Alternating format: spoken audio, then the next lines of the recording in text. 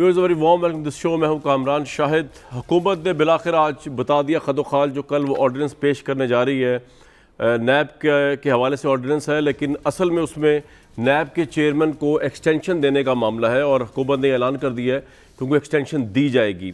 नैब के chairman obviously किसी भी लिहाज से नॉन कॉन्ट्रोवर्शियल नहीं है और ना सिर्फ ये कि अपोजिशन को उनसे बहुत सी शिकायतें हैं जो जायज़ भी हो सकती है और नाजायज़ भी, बल्कि कोर्ट के डिसीजंस भी हैं जिनमें नैब को बड़ी बुरी तरह जो है वो क्रिटिसाइज़ किया है आला अदलिया ने, और ये कहा है कि ये हुकूमत के साथ मिलकर जो है बादिउल नज़र में मुबैना तौर पर जो है बज़ाहिर जो है वो अपोजिशन को विक्टिमाइज़ किया गया। और ये ज़मानतों के फैसले अपोजिशन के जिसके ऊपर नैब की सरजनिश की गई, नैब के तरीक़ाकार की सरजनिश की गई, नैब के प्रोसिक्यूटर्स की सरजनिश की गई, उनके एविडेंस और उनके केस के मामलात की सरजनिश की गई। लेकिन अब इमरान खान साहब को यही चेयरमैन नैब सूट कर रहे हैं।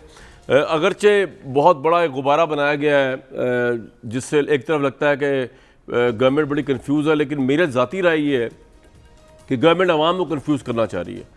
मामला ये है कि कह ये रहे हैं कि जी पहले तो कह रहे थे कि शहबाज शरीफ चोर है, डाकू है, मुजरिम है, मुलजिम है नैब का, तो उनसे मुशावरत करना जो कानून के तहत लिखी हुई है नैब के नए चेयरमैन की तकरीर के लिए। आपको बता दूं कि नैब जो आर्टिकल है उसके लिहाज से नैब के चेयरमैन के पास सेक्शन 6B है नैब ऑर्डिनेंस 1999 का, उसमें लिखा हुआ है there shall be national accountability bureau के बाद लिखा है चेयरमैन नेशनल अकाउंटेबिलिटी ब्यूरो के बारे में कि there shall be a chairman NAB to be appointed by the president in consultation with the leader of the house and leader of the opposition in the national assembly.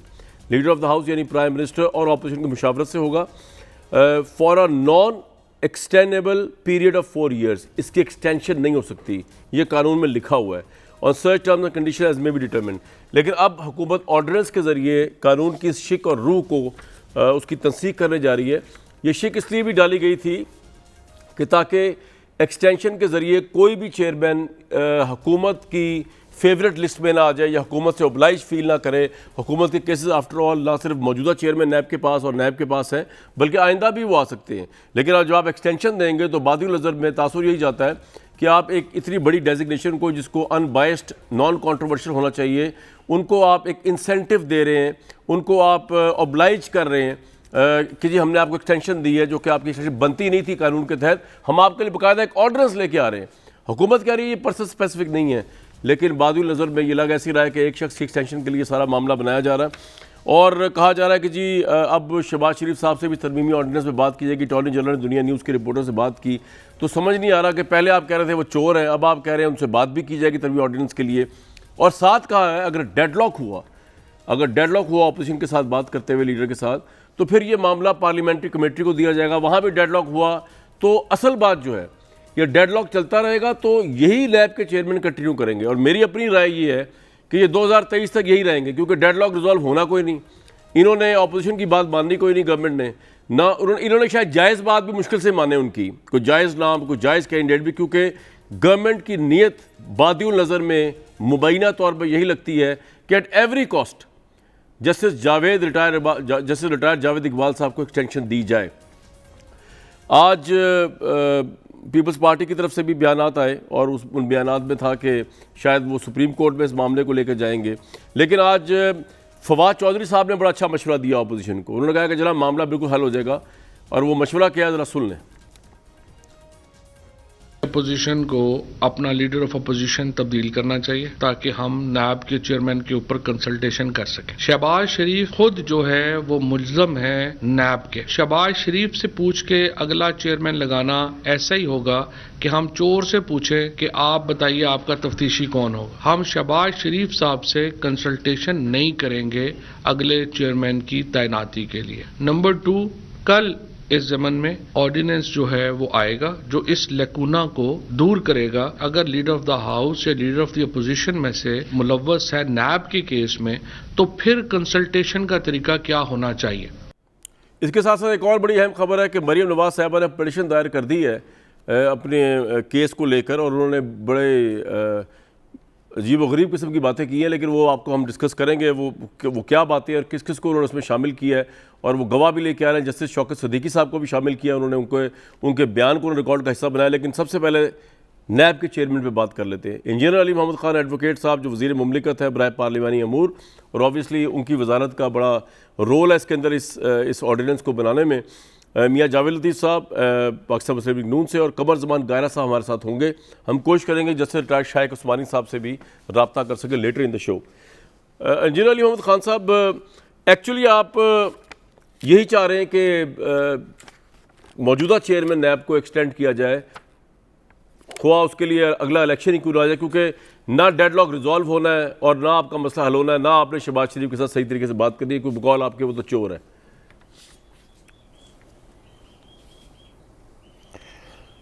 आज तो जितनी बार आपने बादी नज़र का लफ्ज़ इस्तेमाल किया, ऐसा लग रहा था जैसे माशाल्लाह आप इंटरनेशनल कोर्ट ऑफ जस्टिस के चीफ जस्टिस हैं।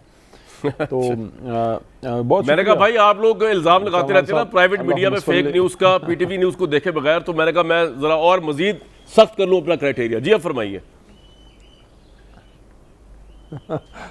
अल्लाहुम्मा सल्लि व सल्लिम मुबारक अला सय्यिदिना मोहम्मद। बहुत शुक्रिया।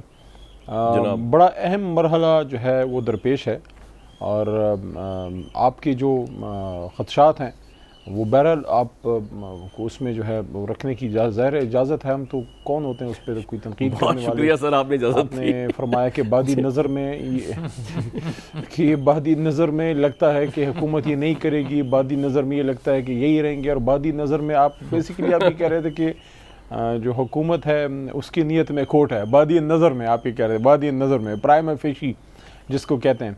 मैं जो है आपकी इस बात से, आप तो बादी नज़र में कहते हैं, मैं तो फुली जो है बादी नज़र और उसके अलावा इन डिटेल दोनों आपकी बात से एग्री नहीं करता। उसकी वजह ये है कि 8 अक्टूबर को जो है जावेद साहब का मेरे ख्याल में वो उनकी टर्म पूरी हो जानी है, तो सिस्टम तो बहरहाल वो चलाना है, और जब तक इसका कोई फ़ैसला जो आईनी तरीक़ेकार के मुताबिक हो नहीं जाता तब तक ये कैरी ओवर करेंगे। जो क्लियर कट एक बात आई है उसमें यह है कि अगर कंसल्टेशन होती है अपोजिशन लीडर से, जो एक आईनी पोस्ट है जिस पे हमें एतराज़ भी है मौजूदा अपोजिशन लीडर जो हैं, क्योंकि उनके पे केसेस हैं और कॉन्फ्लिक्ट ऑफ इंटरेस्ट का केस है, क्योंकि वो उसकी तरफ इशारा भी कर दिया है। तो अली मोहम्मद खान साहब, अगर आपको एतराज़ भी है, प्राइम मिनिस्टर कई दफ़ा कह चुके हैं एतराज़ है, तो फिर आप क्यों करेंगे कंसल्टेंसी? आप अपने एक मौक़िफ़ पे तो कायम रहे ना। आपने कहा शहबाज शरीफ चोर है और ये मुजरिम मुलजिम है नैब के, हमने इनसे कंसल्टेंसी नहीं करनी। अब क्या इनको आप अपने उसमें फंसाने के लिए कि जी नैब तरमीमी ऑर्डिनेंस के अंदर क्योंकि डेडलॉक हो जाए और उसके बाद यही प्रोलॉन्ग करते रहे, वजह क्या है? आप इसमें कन्फ्यूजन क्यों है? आपने नहीं करी तो नहीं करनी। आपके इन्फॉर्मेशन मिनिस्टर आज कह रहे थे कि वो चोर है, अपना अपोजिशन लीडर चेंज कर लें, अब क्यों आप कह रहे हैं कि करेंगे एतराज़ के साथ? नहीं, हमने किसी को क्या फंसाना है, वो फंसाने वाला काम तो आप लोगों का है। लेकिन मैं सिर्फ ये कहना चाहता हूँ कि फ़िलहाल जो 8 अक्टूबर का दिन है, टू कवर दैट लैक्यूना कि आपका जो नैब है वो बग़ैर चेयरमैन के ना रहे, उसके लिए ज़ाहिर है ऑर्डिनेंस के ज़रिए वो एक टाइम फ्रेम उनको दे दिया जाएगा, और उसके बाद कंसल्टेशन स्टार्ट हो जाएगी अपोजिशन लीडर की जो कॉन्स्टिट्यूशनल पोस्ट है उसके साथ।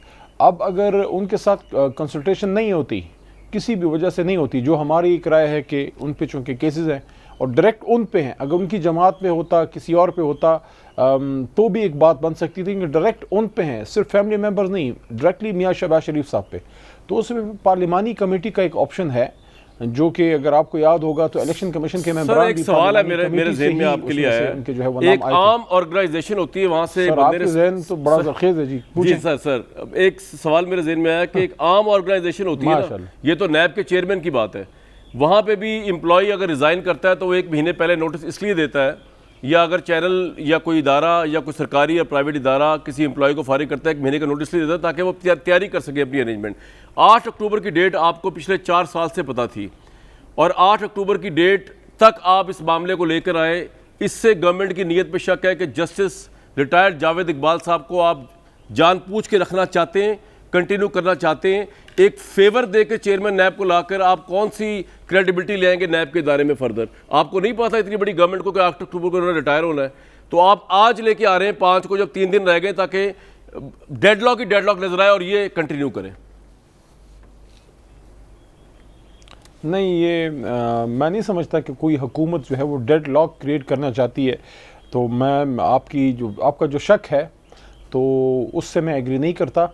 और दूसरी बात यह है कि नैब चेयरमैन जिसको मुस्लिम लीग नून और पीपल्स पार्टी ने मिल के लगाया था, ज़ाहिर है हमारे तो लगाए हुए नहीं हैं, तो इनके लगाए हुए नैब चेयरमैन को एक एक्सटेंशन मिल जानी है तब तक जब तक इसका फैसला नहीं होता कि क्या नया चेयरमैन आएंगे और कौन आएंगे अगर आते हैं, या इन्हीं के लगाए हुए चेयरमैन ने आगे जो है वो कंटिन्यू करना है। वैसे तो अली भाई जिस तरह आप 8 अक्टूबर का दिन कह रहे थे, मुझे लग रहा था कि पाकिस्तान की आज़ादी का दिन है, यौम आज़ादी के मुतालिक आप बता रहे हैं कि बड़ा तारीख साज दिन है 8 अक्टूबर को, और जिस तरह अभी आपने मुबारकबाद दी है कि ये नैब के चेयरमैन इनके लगाए हुए इन बेचारों का आप हाल तो पूछे जो उन्होंने किया है, और उसके अंदर ये नहीं है कि कोई मेरिट पे सारे फैसले आए हैं। कोर्ट के डिसीजंस के अंदर तो बहुत सरदरिश की गई, लेकिन आपने उसको भी दरगुजर किया। आपने नैब के कंट्रोवर्शियल इदारे को के डिसीजंस को जो जमानते हुई उनको भी दरगुजर किया। आपने कहा this is the best choice, यही कंटिन्यू करेंगे। चले, ये आपने कहा, लेकिन मेरा फर्ज था कि अवाम को बता दूं कि ये चीज़ें साथ साथ चल रही है। कायरा साहब, ये इल्ज़ाम तो लगेगा आपके ऊपर, ये तो लगेगा ही कि आपके दामन में कि इनको आपने लगाया था, लेकिन ये आर्गूमेंट मेरे नज़दीक कोई आर्गूमेंट है नहीं। परफॉर्मेंस बाद की 4 साल की देखी जाएगी कि वो कंट्रोवर्शियल रही नैब के चेयरमैन की, उनके इदारे की, या कंट्रोवर्शियल नहीं रही। लेकिन सवाल अब ये आ गया कि हुकूमत तो कह रही है कि जी हम तो ऑपोजिशन लीडर से पहले तो कह रहे हैं वो बात ही नहीं करेंगे, वो चोर भी हैं, लेकिन वो कह रहे हैं हम कंसल्टेंसी करेंगे, और जब तक वो डेडलॉक आ गया तो पार्लियामेंट्री कमेटी में बात जाएगी। अगर वहाँ भी डेडलॉक आ गया, जब तक ये डेडलॉक रिजॉल्व नहीं होगा तब तक जो है यही इस ओहदे पर रहेंगे। What's your take on it? आपको लगता नहीं कि ये इन्हीं चेयरमैन को 2023 तक जाएंगे अब, जो अली मोहम्मद खान साहब की गवर्नमेंट की ख्वाहिश लग रही है बादुल नजर में? जी, पहले तो ये चेयरमैन साहब पे, नैब के चेयरमैन साहब पे हुकूमत बड़ी बरस रही थी कुछ अर्सा पहले तक। हम तो मोतरज थे ही, लेकिन फिर आपस में गठजोड़ हुआ। नैब बुनियादी नक्सस जिसको कहा गया बहुत दफा अपोजिशन की तरफ से। लेकिन कामरान, सवाल ये है कि हमारे लगाए हुए को तो एक्सटेंशन देना चाहते हैं और अपने लगाए हुए को निकालना चाहते हैं। अच्छा, चीफ इलेक्शन कमीशन को निकालना चाहते हैं, तो ये कमाल करो। नहीं, इनका कौन सा करना चाहते हैं। अच्छा, दूसरी गुजारिश ये है कि जो काम गवर्नमेंट ने करा था ना, एक होता है कानून में अंदर मेलाफाइडी, बदनीयती है कि नहीं है। 2-3 बातें बड़ी अहम है। नंबर 1, आपने पहले कह दिया कि जी आपको तो पता था ये कंसल्टेशन का प्रोसेस आपने शुरू करना था, आप कोई महीना पहले शुरू कर लेते, बिल्कुल 2 महीने पहले शुरू कर लेते। उस वक्त तो आप कह रहे थे हमने करना ही नहीं है। कम वक्त में हम कह रहे थे कि आइन कह रहा है, सारे लॉ नोइंग पर्संस कह रहे थे, वकला कह रहे थे, हुकूमत की जो लीगल टीम है वो भी कह रही थी कि नहीं, हम आइन का तकाजा ये है। लेकिन उसकी मुशगाफियां ये थी कि जी आइन का हर क्लास तो नहीं अप्लाई हो सकती, तो ये कैसे होगी, तो हम तो नहीं करेंगे। अब ये जो अमल होने जा रहा है, अब दोबारा आप कह रहे हैं कि जी हम कंसल्टेशन करने को तैयार हैं, तो आपकी बात पे कैसे एतबार करे कोई? क्यों एतबार करे कोई? जी, $100 अरब आना था, 1 करोड़ नौकरियां आनी थी, 50 घर बने, सस्ती बिजली, सस्ती गैस, सस्ता तेल, पता नहीं क्या क्या होना था। वो सारे तो आप उससे इनहराफ कर गए, और आप अपने कायरा साहब, मैं अभी आपकी पार्टी के मांडीवाला साहब का बयान सुन रहा था कि सुप्रीम कोर्ट में आप चैलेंज करेंगे, तो ये आपकी पार्टी का भी फैसला है कि अगर ये ऑर्डिनेंस आता है और नैब के मौजूदा चेयरमैन की तैनाती इसमें एक्सटेंड की जाती है, तो इसको आप कोर्ट में चैलेंज करेंगे?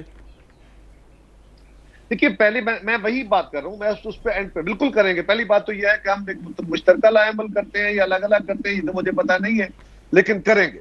गुजारिश ये है कि क्या होना चाहिए था, कल तक तो कौमी असम्बली का इजलास था, सेनेट का इजलास था, आपने इजलास के अंदर वो लेजिस्लेशन मूव नहीं की। अब उसके साथ एक लिस्ट आप लगा रहे हैं कि जी हम चाहते हैं कि उनका फोकस भी तब्दील हो जाए, उसमें जो बेहतरियां लानी है वो भी आ जाए, प्रोसिक्यूशन कैसे हो सके, बेल कैसे होनी चाहिए, उनके जजेस की तक जो तैनाती है उसके ऊपर भी कि वो हाई कोर्ट के जज के प्रिविलेजेस दिए जाएं, बहुत कुछ आप करना चाह रहे हैं। तो ये बातें तो सारे अपोजिशन भी कहते रही, उस वक्त तो आप हंगामा किए खड़े थे और आप असेंबली में बिल पेश कर देते। और एक गुजारिश ये भी है, अगर हुकूमत के हाथ साफ हो, नीयत साफ हो, तो अभी इस लम्हे ये हो सकता है इस तरह कि आप हुकूमत की तरफ से 3-4 नामों की एक लिस्ट तो जारी हो सकती है ना, क्योंकि ये तो बड़े नेक पाक लोग हैं, इन्होंने तो न्यूट्रल बंदे लाने हैं।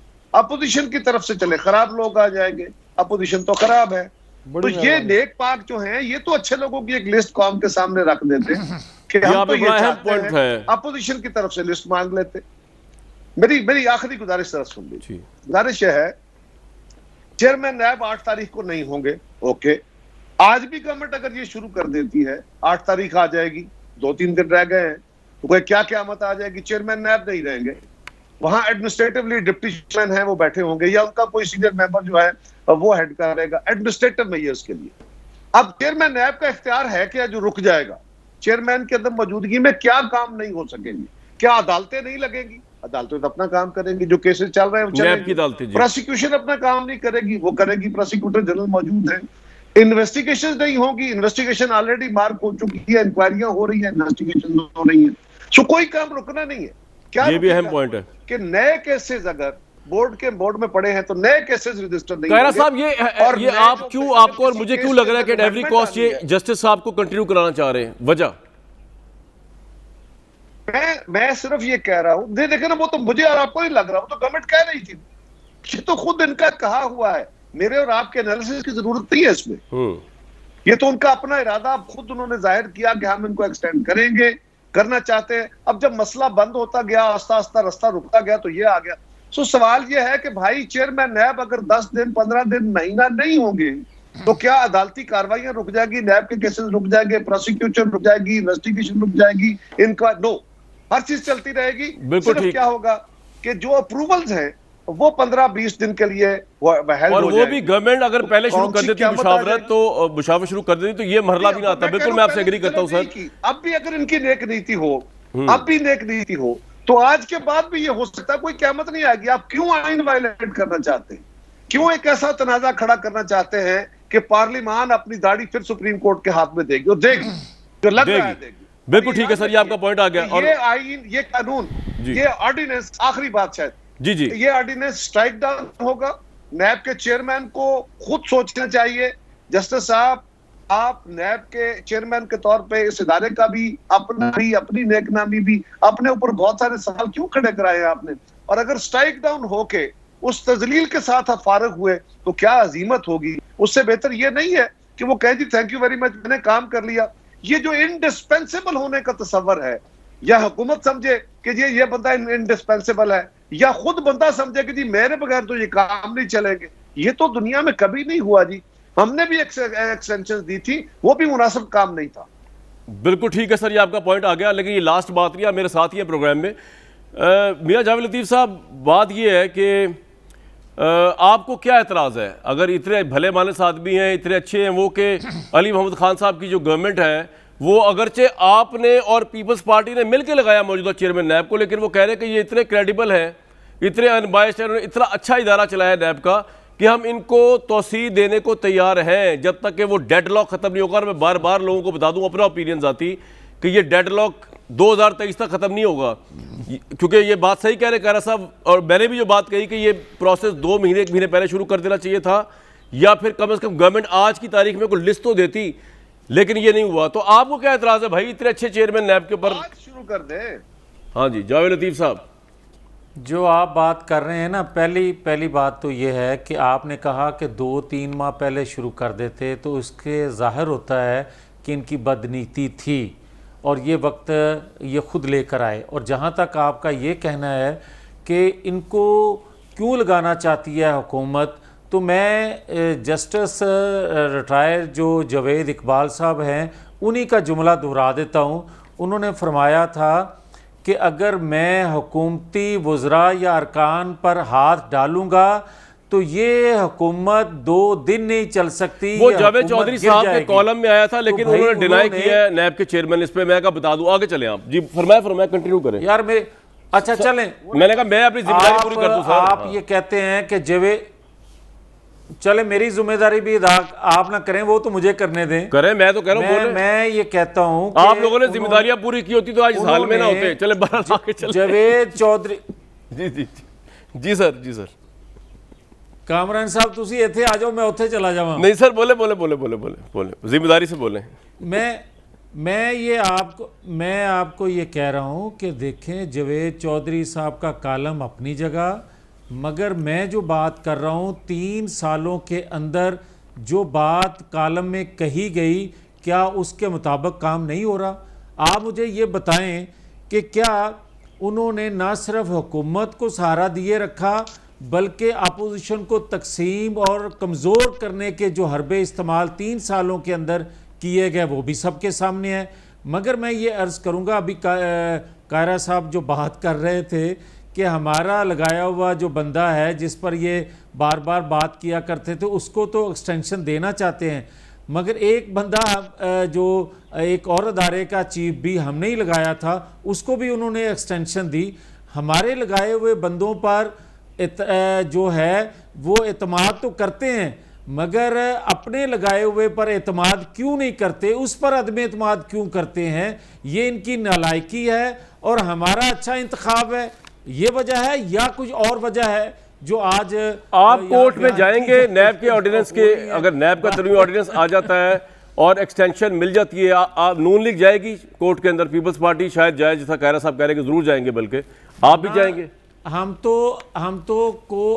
हम तो हर फोरम पे जाएंगे, हर दरवाज़ा खटखटाएंगे।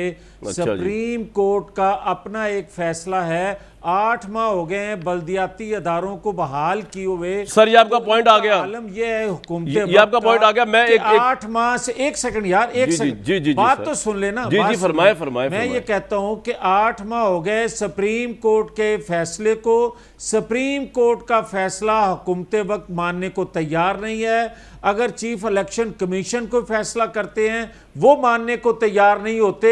इनको सिर्फ वो लोग चाहिए जो इनकी रजा से, इनकी ख्वाहिश पे के मुताबिक काम करें। इल्जाम तो हम पे थे, सर ये पॉइंट आपका आ गया, पे उंगलियां ये आपका पॉइंट आ गया। दो बातें हैं अदारों पर। मेरे दोनों मौजूद पार्लियामेंटेरियंस, मेरे दोनों मौजूद पार्टिसिपेंट्स जो उन्होंने ये कहा है कि अली मोहम्मद खान साहब की गवर्नमेंट के अगर हाथ साफ हो और नीयत साफ हो तो ये ना ऑर्डिनेंस लेके आए ना एक्सटेंशन दें। इसका जवाब अली मोहम्मद खान साहब देंगे। और एक और सवाल जिसका जवाब वो देंगे ब्रेक के बाद कि इससे पहले भी सदारती ऑर्डिनेंस स्ट्राइक डाउन हो गया था, अब दोबारा अगर आप सदारती ऑर्डिनेंस के जरिए हजीमत उठाने के लिए तैयार है, अगर वो स्ट्राइक डाउन हो जाए, ये रिस्क आप क्यों ले रहे हैं, एट वॉट कॉस्ट ले रहे हैं? आप क्यों मुशावरत नहीं करते ऑपोजिशन के साथ जो कि कानून में लिखा हुआ है? आप आइन की खिलाफ वर्जी एक नया ऑर्डिनेंस ला के क्यों करने जा रहे हैं? इन तमाम चीज़ों पर बात करेंगे ब्रेक के बाद। और चेयरमैन नैब को भी मोस्ट वेलकम हमारी तरफ से, मोस्ट वेलकम है। अगर आप बयान देना चाहे, वर्जत देना चाहे, कोई नुमाइंदा आना चाहे तो ये प्रोग्राम आज भी हाजिर है, कल भी हाजिर है। मुझे दीजिए एक ब्रेक तक की इजाज़त।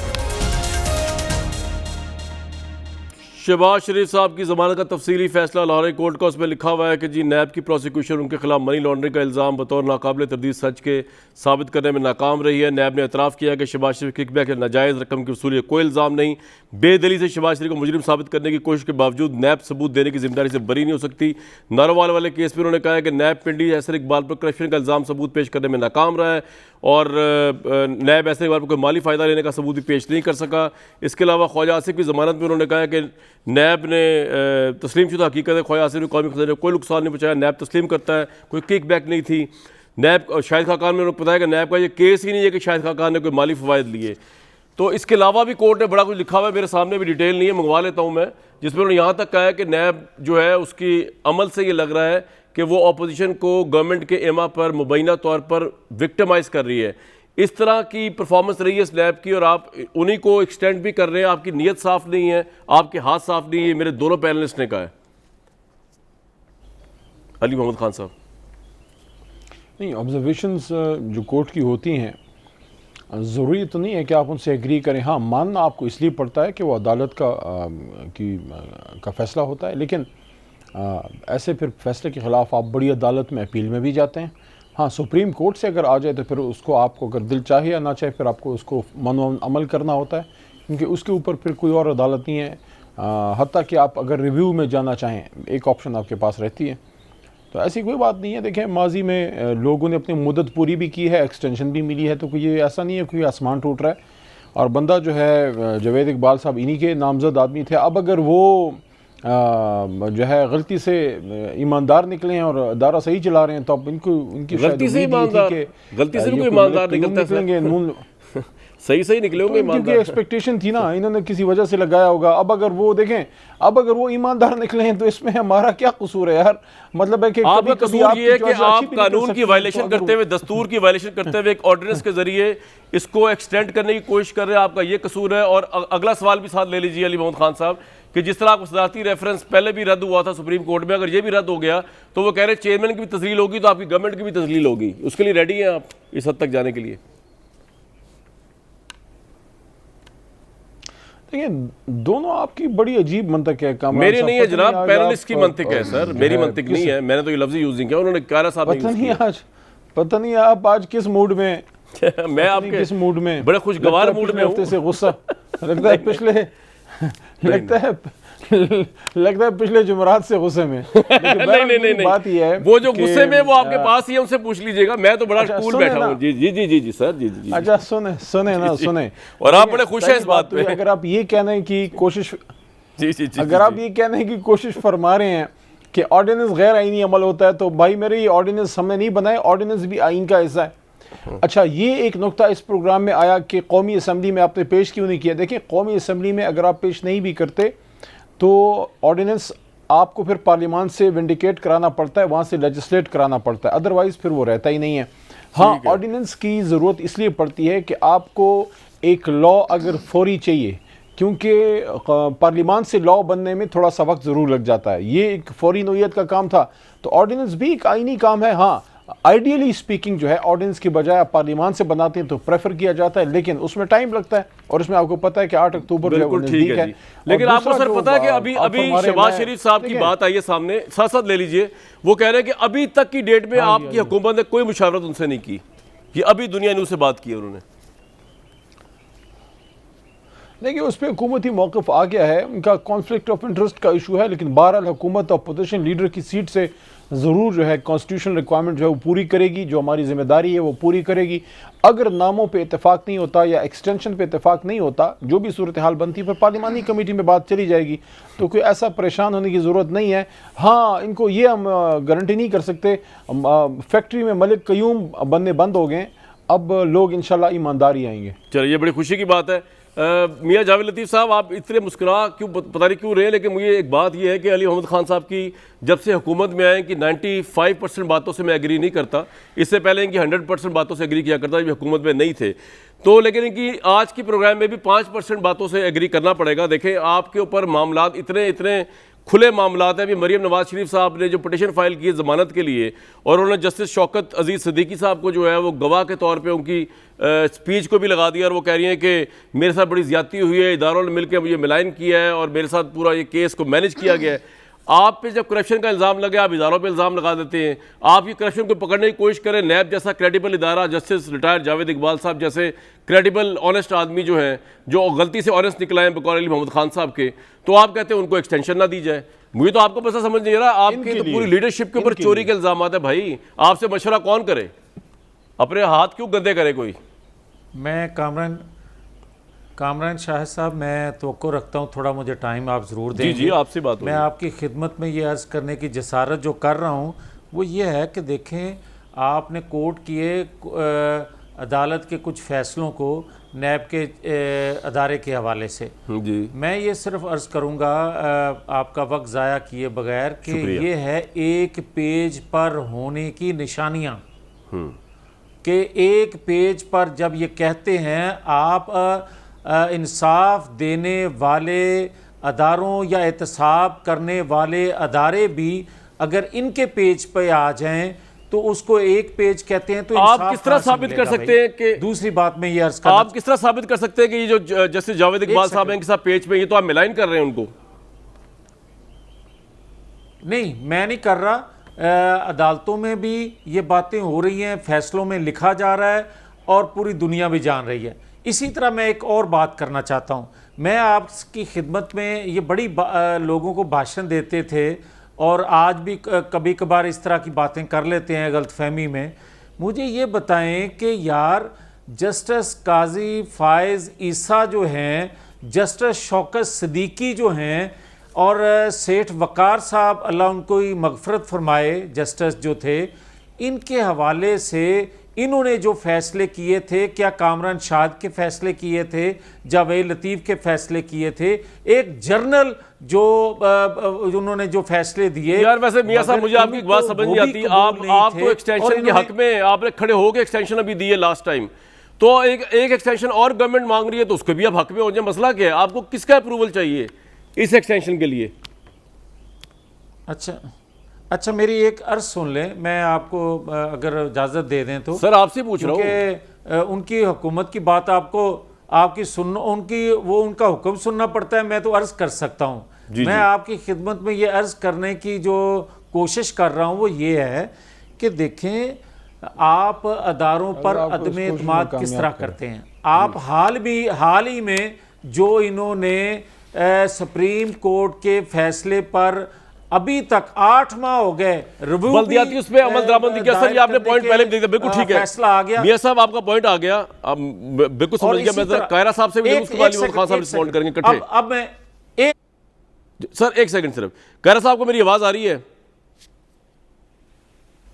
मैं आपको ये कह रहा हूं कामरान शाहिद। मियां साहब एक सेकंड सिर्फ, मियां साहब जी बोले मियां साहब बोलें एक सेकंड, मेरी बात मुकम्मल। जी सर, आपने इससे पहले अगर इस तरह के फैसले लेने की जो कोशिशें की जाती हैं माजी में भी, और ये किया जाता है कि हर हाल में इन फैसलों से कोई खत्म हो जाएगी जमात, आपने सर मैं ये मौजू नहीं आज का, ये मौजू नहीं है, ये मौजू नहीं है। मैं कायरा साहब से बात करना चाहूंगा। मुस्लिम लीग सर प्लीज, ये मौजू नहीं है। कायरा साहब, अली मोहम्मद खान साहब ये कह रहे हैं कि गलती से अगर एक ऑनेस्ट बंदा निकल ही आया है, हालांकि लगाया आपने था, पता नहीं आपने किस चक्कर में लगाया था, गलती से ऑनेस्ट निकल ही आया है, उसको काम करने दें। शहबाज शरीफ साहब कह रहे हैं अभी तक मुझसे मुशावरत नहीं की गई, लेकिन आप इनको काम करने दें। कोई गैर कानूनी काम नहीं हो रहा, ऑर्डिनेंस लेके आ रहे हैं, इशू क्या है इसमें? गुजारिश ये है कि आप एक बहुत अच्छा काम अगर बुरे तरीके से और भुंडे तरीके से करते हैं तो वो खराब हो जाता है, उसका नतीजा अच्छा नहीं निकलता। आपकी नीयत पता नहीं वैसे तो दुरुस्त होती नहीं है, लेकिन अगर हो भी तो आपने जो इरादे जाहिर किए वो अच्छे नहीं है। दूसरी बात यह है कि आप आइन से इनहिराफ कर रहे हैं, हम आइन की बात कर रहे हैं। आप आइनी अमल को रोकना चाहते हैं, हम आइन पे अमल कराना चाहते हैं। जी, हमारा कोई लव लॉस नहीं है, किसी से नफरत नहीं है। इन्हीं चेयरमैन के साथ हम इतना मुद्दत आखिर चली गए ना आपके साथ। जी आपके साथ उनका जैसा भी चल जो भी रहा। कायरा साहब आपकी आवाज नहीं पहुंच पा रही। अली मोहम्मद खान साहब, कायरा साहब की बात का जिस्ट तो आपको समझ आ गया, एक पेज पे ऑपोजिशन को लेकर आपकी नीयत के हवाले से भी, इस तकर्री के हवाले से भी, योर टेक ऑन इट। देखिए, इनको एक पेज पे होने का शायद बड़ा दुख है, तो ठीक है, अगर एक पेज पे हैं हम तो अपनों के साथ ही एक पेज पे हैं। और मेरा इशारा जो है वो नायब के चेयरमैन साहब की तरफ नहीं है, वो एस्टैब्लिशमेंट की तरफ है कि अगर आज की हुकूमत, मैं साफ खरी बात करता हूं कि अगर वो एक पेज पे है तो शुक्र नहीं करते कि आज पाकिस्तान में डॉन लीक्स नहीं निकलते, शुक्र नहीं करते कि आज पाकिस्तान में कोई ऐसे लोग नहीं है जो अपने इदारों पर चढ़ाई करें, तो आपको खुश होना चाहिए। और बाकी देखें, बाकी मेरे भाई गुस्सा क्यों करते हैं जावेद लतीफ़ साहब? देखें, अब क्या पछतावे क्या हो जब चिड़ियाँ चुग गई खेत। 3 बार आपको अल्लाह ने मौका दिया है, हर बार आप जो है जनाब आप सींग अड़ाते हैं, आप हुकूमत नहीं करते, आप बादशाहत करते हैं। जावेद लतीफ़ साहब, आप चाहते हैं कि सब जब आप हुकूमत में हो ना, सब आपको जी हुजूरी करें, सब आपको सलाम करें, सब आपको जो है अमीरुल मोमिनीन कहें। ऐसा नहीं होता। हर इदारा अपना काम करता है, कोई किसी से डिक्टेशन नहीं लेता, और अपने आईनी हदूद में आप रहते हैं। हमारी हुकूमत जो है वो अपना काम कर रही है। हाँ, हमारा एजेंडा है अकाउंटेबिलिटी का। अब आपको बुरा लगता है, क्या करें? 40 साल से आप भी सियासत में ना, अब हम यहाँ से जो है अलन फकीर का तो एहतसाब नहीं कर सकते ना, वो तो नहीं थे हुकूमत में, या बिल्कुल जो है अपना एहतसाब, वो तो पब्लिक ऑफिस होल्डर नहीं थे। आप इसे सवाल होगा, मैं तो कहता हूं मेरा भी एहतसाब का कोई मसला नहीं, और जब 5 साल हाजिर ये तो देखिए पहली सैलरी। अब अगर सुने ना, अब 5 साल अगर हमारे पूरे कामरान साहब हो जाते हैं और उसके बाद हम लोगों से सवाल होते हैं, हम चीखना चलाना शुरू कर दें, हम चीखना चलाना शुरू कर दें कि हमसे क्यों पूछा जा रहा है। सर बिल्कुल ठीक है कायरा साहब, देखें बात यह है कि सवाल तो आपसे होना है। सर आप क्यों उतावले हो रहे हैं इतने, अगर वो चेयरमैन नायब सही काम कर रहे हैं? सवाल ये है कि अली मोहम्मद साहब फरमा रहे थे कि ऑर्डिनेंस जो है ये जारी होना आईनी अमल है, तो बिल्कुल दुरुस्त है, लेकिन नलफाइडी उसी लिए होती है। एक होता है इंडिसेंट हेस्ट, एक होता है इंडिसेंट डिले। तो ये जो डिले है ये अदालतों अपने पार्लियामान में पेश न करने का वो बड़ा वाज़ेह है। आप आइन पे अमल कीजिए हजूर, आप ऑन पे एक पेज पे हो या 4 पेजों पे हो, किसी को कोई गर्ज नहीं है। आप कहाँ कहाँ एक पेज पे हैं। हाँ, हमारा तसादुम, अगर तो तसादुम हमारा है नहीं, पीपल्स पार्टी 1967 से बनी है, आज तक हमारी कोशिश आइन और आइनी इदारे हैं, आइन के ऊपर अमल है, हर इदारा अपने आइनी शख्सियत के अंदर रहे, ये हमारी कोशिश है। इस पे अगर कोई डेडलॉक आए, इससे अगर कोई गलतियां हुई, इससे अगर कोई किसी को नाराजगी हुई तो बिल्कुल हुई, आज भी हमारा नारा यही है। सो गुजारिश यह है कि आप बिल्कुल आप अपने तरीके से चीजों को सोच रहे हैं, देखिए, लेकिन जो काम आईनी तौर पे करने के हैं अगर आप वो नहीं करेंगे तो हम तो वो करेंगे जो हमारी ड्यूटी है। बिल्कुल जी, जो आपकी ड्यूटी है। और हुकूमत कल ये बिल लेके आ रही है। मैं ब्रेक के बाद कोशिश करता हूँ उसके कुछ खदोखाल बाबर एवान साहब ने बताए हैं, जिसके अंदर बेल के हवाले से भी और बिजनेसमैन को भी रिलीफ देने की बात की जा रही है। इस पर बात करेंगे कि ये डिस्क्रिमिनेटरी क्यों हो रहा है, कि बिजनेसमैन को क्यों निकाला जा रहा है नैब से। तो पॉलिटिशियंस ही रह गए सिर्फ इस मुल्क में जिनको नैब के हाथ जो है वो तहवील में दे दिया जाए। एक ब्रेक के बाद व्यूअर्स, रिपोर्ट्स के मुताबिक बिजनेसमैन को जो है एनआरओ दिया जा रहा है, जिसके अंदर नैब जो है शायद उनको अब अपनी तहवील में नहीं ले सकेगा, ना केस चला सकेगा, एफबीआई को डील करेगा। तो सवाल फिर ये उठता है, पॉलिटिशियन पूछते हैं कि क्या नैब का इदारा सिर्फ हमें विक्टिमाइज करने के लिए या हमारे केस बनाने के लिए बनाया जा रहा है। कल इसकी डिटेल्स आएंगी, कल ये ऑर्डिनेंस पेश किया जा रहा है, ये ऐलान किया हुकूमत की तरफ से। इस पर कल आपसे तफसीलन बात करेंगे। दीजिए कल तक इजाज़त।